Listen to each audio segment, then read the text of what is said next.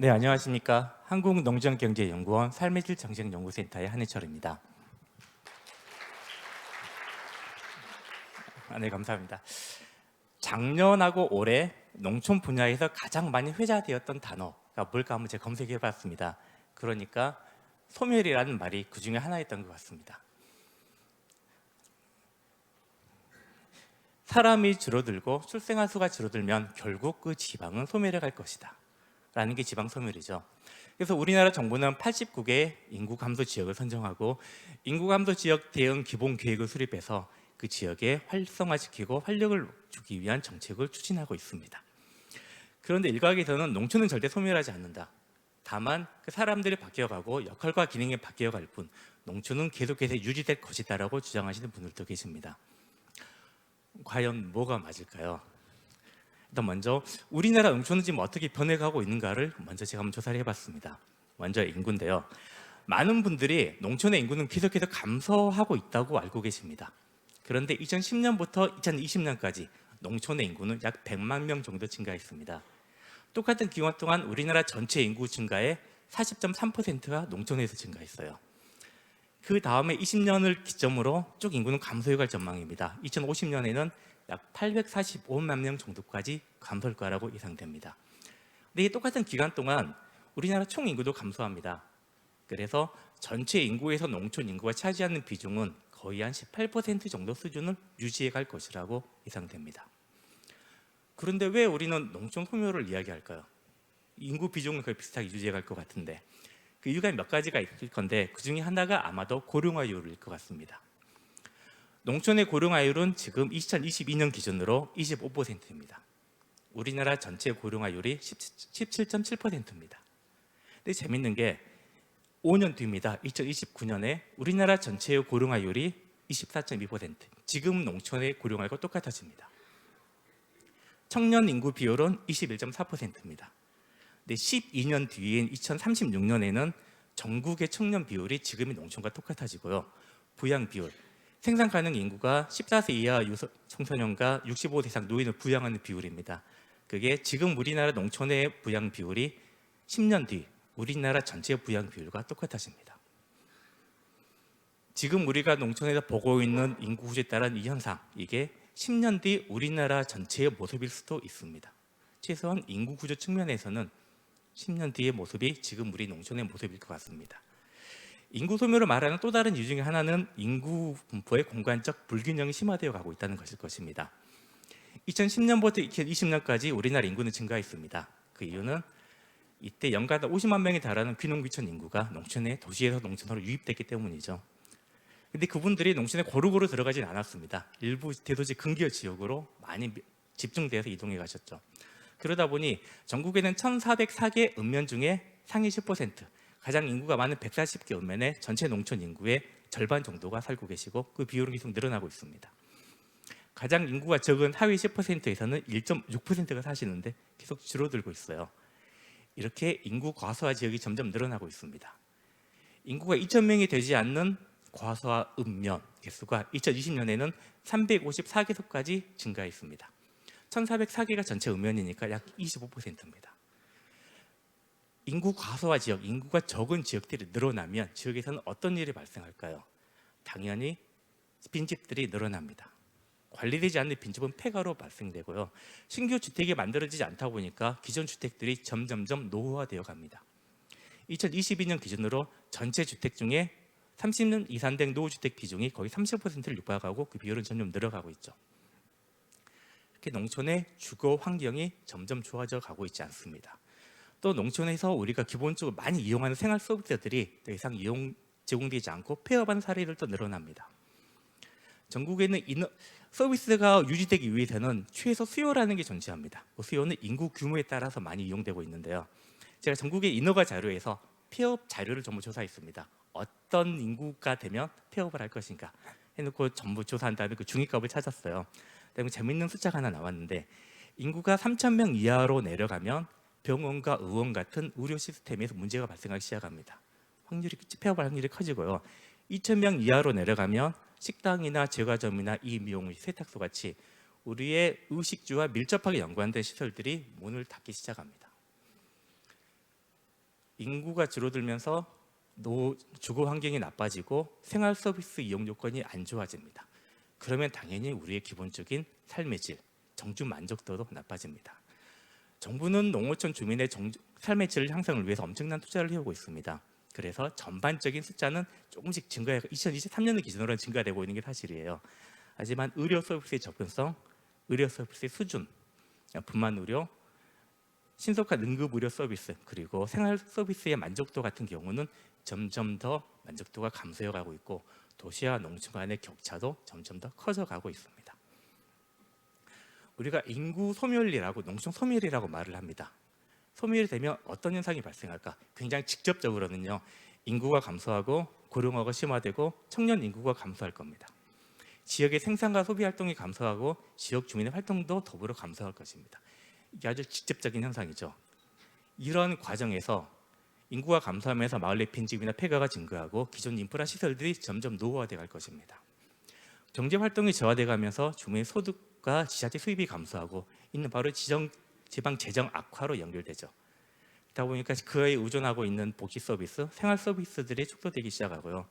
지역 공동체와 지역 사회가 유지 관리해오던 많은 전통 문화들, 경관들, 유산들, 이런 농촌 공간의 가치가 관리지키는 기능들이 점점 미작동돼 가서 훼손돼 갈 것입니다.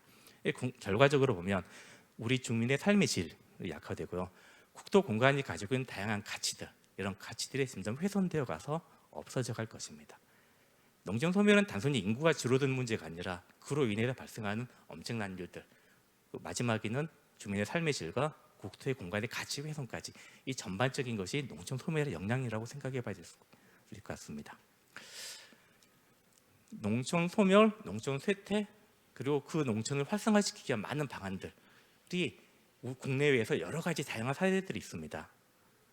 그중 소개해드리고 싶은 게 있었는데, 하나가 요새 가장 우리가 발전돼 가고 있는 게 ICT 기술이죠. ICT 기술을 이용해서 지역 공동체를 활성화시키고 주민들에게 필요한 비즈니스를 만들어가는 그런 활동들이 미국에서는 굉장히 활발하게 이루어지고 있습니다. EU에서 하는 스마트 빌리지 사업입니다. 스마트 빌리지 사업은 지역의 자원과 잠재력에 기반해서 비즈니스 모델을 만들어내고 그 비즈니스 모델을 이용할 수 있는 지역 공동체를 만들어내며 사람들 간의 네트워크를 만들어서 결국 지역을 활성화시킨다. 이게 바로 EU에서 규정하고 있는 스마트 빌리지라는 사업입니다. 비슷한 게 스마트 시티가 있습니다. 조금 다른데요. 스마트 시티는 도시의 경쟁력 그리고 효율성을 강화시키는 방안에 초점을 둔다면 스마트 빌리지 사업은 지역 공동체, 지역의 잠재력, 주민들의 생활 서비스에 좀 더 초점을 둔 사업을 추진하고 있습니다. 보시는 건 영국에는 콘올이라는 카운티에서 하고 있는 사업입니다. 여기서는 지역 주민의 수준에 적합한 디지털 교육을 시행하고 있고요. 다음 디지털 허브라고 주민들이 어디에서든 디지털 기기를 이용할 수 있는 공간을 만들었습니다. 그리고 지역에서 굉장히 부족한 의료 서비스를 접근성을 향상시키기 위해서 지역의 민간과 정부 조직이 협동하고 있는데요. 의사단체들, 시민단체들, 주민단체들, 그리고 로봇 회사들, 이런 기관들이 모여가지고 지역의 의료 접근성을 향상시키기 위한 최적의 방안들을 같이 논의해 가서 접근성을 향상시키는 프로젝트를 수행하고 있었습니다. 여기는 프랑스, EU는 이렇게 진행하고 있는데 일본 같은 경우 조금 더 다른 접근 방법을 썼습니다. 마스라고요. 이동 혁신 플랫폼입니다. 일본의 다카사카시하고 히타치라는 회사가 서로 협업을 해서 만들었습니다. 고령자가 어디를 가고 싶어요. 행정 서비스나 병원이나 쇼핑센터를 가고 싶으면 여기에 자기의 목적지를 입력을 합니다. 핸드폰 앱에서. 그러면 가장 적합한 경로, 이동 수단을 제시해주고 그 이동 수단을 그 고령자 이용할 수 있도록 배송해주는 그런 서비스들을 이미 시행하고 있습니다. 그러다 보니까 100마리 살더라도 중심되는 서비스를 나는 굉장히 이용하기 쉽게 만들어주는 기능이죠. 프랑스에서는 전혀 좀 다른 방법을 썼습니다. 프랑스에는 행정 서비스를 온라인화시키는 작업들을 계속 수행하고 있었습니다. 근데 컴퓨터를 가지고 있지 않거나 컴퓨터를 이용하지 못하는 사람들은 문제가 생기는 거예요. 그래서 10개 행정 서비스, 우체국이나 세무사 이런 서비스들을 한 곳에 모았습니다. 그리고 상주 직원 2명을 배치시켜요. 마을 사람들이 그곳에 가서 필요한 서비스를 이용할 수 있도록 만들었습니다. 그것도 할 수 없는 곳에서는 버스를 있다가 그 시설들을 전부 집약시켰습니다. 그래서 이 서비스 주민들에게 이동해 갈 수 있는 그런 서비스를 만들어가고 있습니다. 새로운 기술이 기반하지 않더라도 지역에 가지고 있는 자산과 자원 그리고 아이디어를 가지고 그 지역에 혁신을 만들어가는 사례들도 있었습니다. 이건 제주도 사례인데요. 제주도는 돌이 많습니다. 그래서 작물이 잘 자라지 않습니다. 여기서는 그래 5만 평의 메밀을 재배하고요. 그 메밀로서 메밀국수라든지 조미료 이런 식품들을 만들어냈습니다. 그리고 메밀밭을 기반으로 축제를 했는데요. 그게 작년 기준으로 약 40만 명이 방문했습니다. 여기서 중요한 점은 이 축제의 전반적인 게 아니라 과정에서 각각이 주체들을 잘하는 것들을 더 잘하게 만들었습니다. 그리고 그 사람들이 공유할 수 있는 공동 플랫폼을 만들고 그 플랫폼 내에서 파트너십을 통해서 이 전반적인 경제 생태계를 조성해 가는 거, 이걸 바로 만들어낸 것이 제주도 이 사례입니다. 혁신적인 플랫폼이죠. 여기서는 뭘 활동을 하기 위해서는 지역 주민들의 적극적인 협력이 필요합니다. 홍성공 장공면에서는 주민 자치를 기반으로 마을의 장기적인 발전 계획을 수립했었는데요. 마을에 무엇이 필요할지를 논의하고 해결 방안을 논의하는 과정에서 주민들이 자체적인 조직들이 형성이 되었습니다. 같이 할 수 있는 외부 기관들이 협력해 가면서 자연스럽게 광교 인구의 확장, 그 지역의 역량 확장, 역량 강화라는 소득을 얻어낼 수 있는 과정까지 보여줍니다. 우리가 농촌에 대해 재생을 한다, 농촌의 소멸에 대응한다고 할 때 어떻게 해야 될지를 보여주는 사례로 생각되고요. 재생에 관련돼서 많은 정책들은 어느 한 부서에 있는 게 아닙니다. 굉장히 다양한 곳에 널려져 있는 다양한 곳에 있는 사업들을 하나로 모아서 통합적으로 추진해야 됩니다. 청량리 같은 경우는 행정에서 농촌 공통제과라는 조직을 만들었습니다. 농촌협약이나 친환력 플러스 사업, 지방소멸된 기금 사업 같은 경우를 모두 이 공동제과에서 추진할 수 있도록 행정 체계를 개편했고요. 중간 지원 조직으로서는 농촌협약지원센터를 통해서 그 과정을 전체를 수행하도록 만들었습니다. 비슷하게 일본에서도 있었는데요. 일본은 RMO라는 지역 운영 조직이라는 곳을 농식품부에서 지원하고 있습니다. 여기에서 지역에서 하는 여러 가지 활동들이 있는데 그 활동을 통합해서 운영할 수 있도록 이런 조직을 지원하는 정책들을 추진하고 있습니다. 농촌 소멸이라고 하면 그건 단순히 인구 감소만의 문제는 아닐 겁니다. 인구가 감소하면서 그 지역에 당이 제공해야 되는 기능, 서비스 공급도 감소해 가고 있습니다. 거기에 대한 대응으로 여러 가지 정책 사례들이 나오고 있는데 다양한 인구 집단을 활용하고 새로운 기술을 이용하고 그다음에 사람과 거점 네트워크를 해서 혁신적인 생태계를 조성해 가는 거, 이게 이 사례에서 볼 수 있는 지방 소멸 대응 정책들이었습니다. 어떻게 해야 될까? 농촌 소멸. 먼저 제도 규제에 대한 완전한 재검토가 필요하지 않을까 하고 생각합니다. 지금 가지고 있는 많은 제도나 규제들은 인구가 증가하는 시기에 만들어진 제도가 많습니다. 그러다 보니까 지금 단계에서는 하다 보면 걸리는 점들이 하나씩 많아지죠. 그래서 프랑스 사례입니다. 프랑스 같은 경우는 GRR이라고 농촌 활력 지구, 활성화 지구라고 번역이 되는 곳이 있습니다. 이런 지구를 설정할 수가 있는데 지구 설정하는 기준은 인구 밀도가 평방미터당 63명 이하, 그리고 세수입이 111유로니까 굉장히 낙후된 지역입니다. 인구가 살지 않고 경제가 낙후된 지역인데 이런 곳에 농촌 활력 지구를 지정을 합니다. 그 인센티브를 주는데 기업을 설립을 하면 처음 5년 동안 법인세와 소득세 100% 감면해 줍니다.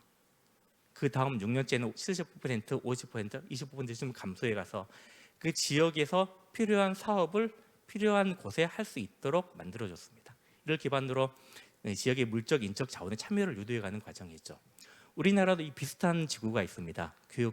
교육특구, 그다음에 기회발전 특구라는 곳들이 있는데 그건 도시에서 많이 적용이 되는 것이죠. 농촌 소멸이 우려되는 곳이 있다면 그걸 살리기 위해서 기존의 제도를 완전히 완화시키고 그 지역에서 필요한 사업을 할 수 있도록 어떤 강력한 규제로 완화 정책을 한번 필 수 있을 것 같습니다. 그래서 성공하는 사례들을 만들어내야 될 것 같아요. 그러니까 성공 사례들을 제도화시키는 과정을 밟아가야 될 거라 생각합니다. 그다음에 도시에서 농촌으로 주민들이 이주해 와서 대면하는 가장 어려운 것 중에 하나가 농사를 짓고 싶으신 분들은 농지를 찾을 수가 없다. 집을 찾을 수가 없다. 난 일하고 싶은데 일자리를 찾을 수가 없다라는 게 가장 첫 번째 대면하는 문제점들이라고 합니다. 근데 지역 입장에서는 농지는 남아도는데 농사 지을 사람이 없죠. 빈집은 늘어나는데 들어올 사람이 없죠. 할 사람이 없는데 일은 많은데 사람이 없는데 사람 찾을 수가 없습니다. 수요와 공급이 일치되지 않는 지점들이 농촌에서 많이 나오는 것 같아요. 일치시키기 위한 방법으로 3대 은행 제도라고 저는 흔히 말하는데 이것을 좀 활성화시킬 필요가 있겠습니다. 농지은행 다 아실 것 같습니다. 농어촌 공사 하고 있는 농지은행을 활성화시키고 빈집은행, 농촌에 가지고 있는 유휴시설, 빈집, 자원들을 정리하고 관리하고 그다음 필요한 사람들이 지을 수 있는 빈집은행들, 그리고 재능은행, 내가 가지고 있는 재능을 등록을 하면 그 지역에 필요할 일이 있을 때 그 사람 연결해서 매칭시켜 줄 수 있는 이러한 재능은행, 이 3대 은행 제도를 통해서 농촌에 가지고 있는 수요와 공급의 불일치, 그리고 농촌에서 새로 들어오려고 하시는 분들의 처음에 부딪히는 어려움들을 해소할 필요가 있지 않을까 하고 생각합니다. 혁신 생태계의 조성, 아까 말씀드렸던 말이었는데 이때 가장 중요한 점은 어느 한 사람이 전체를 딸 수는 없습니다. 각각의 분야의 전문성을 고도화시키는 게 가장 필요하죠. 그리고 우리가 조성해야 될 것은 그 사람들이 모여서 네트워킹하면서 서로 아이디어를 공유하고 그래서 난 아이디어가 사업화될 수 있도록 지원하는 것, 이런 과정이 필요할 것이라고 생각합니다. 여기 보이는 건 이 영어로 되어 있는 거 워 밀리는 컵스라고 합니다. 미국의 캔사스 시티에서 하고 있는 건데요. 쿠팡 파운데이션이라는 곳에서 지원을 하고 있습니다. 그 지역에 있는 스타트업, 벤처기업, 중소기업들이 모여가지고 손에 한 커피 한 잔씩을 들고 이야기하는 거예요. 비즈니스 아이디어를 소개하고 우리 한번 같이 해볼까? 이런 말입니다. 이런 손에 커피 들는 사람을 100만 명을 모으자라는 취지에서 원 밀리는 컵스라는 이름을 붙였는데 이런 것들을 우리 농촌에서 할 수 있을 것 같아요. 사업을 하시는 분들을 모아다가 서로 아이디어를 공유하고 이런 아이디어가 있는데 우리 같이 한번 해볼래? 그런 장소들을 만들어갈 수 있을 것 같습니다. 지자체는 그분들이 모일 수 있는 거점을 조성할 수 있어요. 그리고 농협이나 아니면 다른 지역의 많은 조직들이 그렇게 나와 있는 그 관련해서 발생되는 아이디어들을 지원을 하고 아이디어가 실현되고 구현될 수 있도록 지원할 수 있을 것 같습니다. 또 리빙랩이라는 제도도 있죠. 괜찮은 아이디어가 있으면 지자체에서 그 아이디어를 실행할 수 있도록 바로 지원을 해줄 수 있는 자료가 있습니다. 이렇게 해서 농촌에서 지역의 문제점을 발견하고 아이디어를 구체화시키고 실현시켜 나가는 과정, 이런 과정이 서로 유기적으로 움직일 수 있는 생태계를 구축해 가는 것, 이게 지금 농촌에서 필요한 혁신 역량 강화 전략이 아닐까 생각됩니다. 두 번째가 협력 체계를 구축해야 되죠. 농촌 소멸이라는 것은 어느 한 지역에서만 발생한 일이 아닙니다. 여러 지역에서 같이 발생하는 거죠. 그래서 여러 지자체가 공동의 문제를 해결하기 위한 협의체를 구성할 수 있어야 되겠고요. 사업은 어느 하나의 한두 개 부서의 사업만으로 이루어지는 게 아닙니다. 전체 부서의 사업이 농촌 하나에 집약돼서 시행돼야 됩니다. 여러 부지에 분산된 사업을 연계 추진을 위한 협약제도와 협의기구를 만들어야 될 거고요. 주민들의 구성이 굉장히 다양해집니다. 구하가는 달라지죠. 그냥 다양한 주민들이 서로 모여서 이야기하고 회의를 하면서 활동할 수 있는 그런 그룹들을 지원해 갈 필요가 있겠습니다. 지금 농식품부에서는 농촌공간 재구조함의 지생 지원에 관한 법률을 올해 5월에 시행을 앞두고 있고요. 그다음에 행안부 쪽에서는 행안부에서는 지방소멸 대응 기금, 지방소멸 대응 지원법 특별법이 시행되고 있습니다. 이러한 제도적 틀은 갖춰져 있다고 봅니다. 다음은 시행이 남았죠. 이것들을 어떻게 시행해야 할 것이냐, 여기에 대해서 굉장히 구체적이고 실증적인 준비를 해 나갈 때가 아닌가 싶습니다. 농촌 소멸에 대응하는 모든 정책의 궁극적인 목적은 결국 주민들의 삶의 질 향상 체계가 아닌가 싶습니다. 인프라 확장하고 서비스를 강화시키고 스마트 농촌 구현을 통해서 이 삶의 질을 향상시키는 것, 이게 바로 이 모든 정책의 궁극적인 목적이 아닌가 싶습니다. 우리는 골든타임이라는 말을 합니다. 어떤 일을 꼭 해야 되는 시간을 말하는 거죠. 농촌의 인구 구조 봤을 때 우리 소멸 위험이 굉장히 크다라고 말하는 우리 현재 농촌은 10년 뒤 우리나라의 모습일 수도 있습니다. 그리고 농촌 현장에 가보면 많이 활동하시는 분들 연령대가 60대에서 70대입니다. 10년 뒤는 이분들 안 계실지 몰라요. 이 후속 세대가 지금 우리가 구할 수 있을지도 잘 모릅니다. 그렇다면 지금 농촌에 대해서 소멸을 걱정하고 대책을 만들어가는 과정은 지금 농촌을 위한 일이기도 하지만 10년 뒤 우리나라를 준비하는 과정일 수도 있겠다 싶습니다. 네, 발표를 마치겠습니다. 감사합니다.